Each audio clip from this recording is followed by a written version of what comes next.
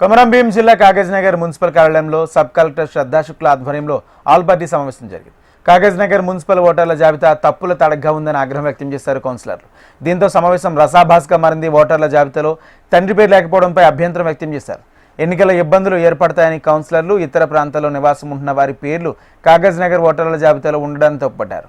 ఓటర్ల జాబితాని సవరించిన తర్వాత ఎన్నికలు నిర్వహించాలని సబ్ కలెక్టర్కు వినతిపత్రం అందజేశారు. చెన్నూరు ప్రాంతానికి చెందిన కోరెళ్ల కృష్ణారెడ్డి శ్రీరామ్ నగర్ లో నివాసం ఉంటున్నట్టు ఓటు వచ్చింది 1-14-261. అసలు ఈయన ఇక్కడ ఉండనే ఉంటాడు. ఈయన ఓటు ఎట్లా వచ్చిందో మరి మాకేద్దాం. శ్రీరామ్ నగర్ లో అయితే ఈ వ్యక్తి ఉన్న దాఖలాలే లేవు. ఇట్లా ఎన్ని ఉన్నాయో తెలియదు. శ్రీనివాస్ ఏదనేది కన్ఫ్యూజ్ అవుతుంది.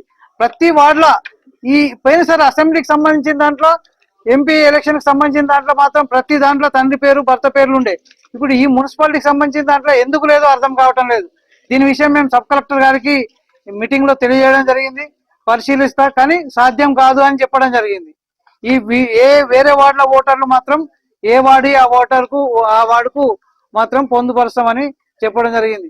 కానీ ఒక మున్సిపల్ అధికారులు ఎవరైతే ఈ ఓటర్ లిస్ట్ చేసిండ్రో బిఎల్ఓలు అందరూ ఒకసారి మరొకసారి ప్రతిదీ పరిశీలి చేసి ఎలాంటి మిస్టేక్ లేకుండా 10 తారీఖు నాడు ఓటర్ లిస్ట్ ఫైనలైజ్ చేయాల్సిందిగా విన్నవిస్తున్నాం. లేకుంటే ఆందోళన చేపడతాం.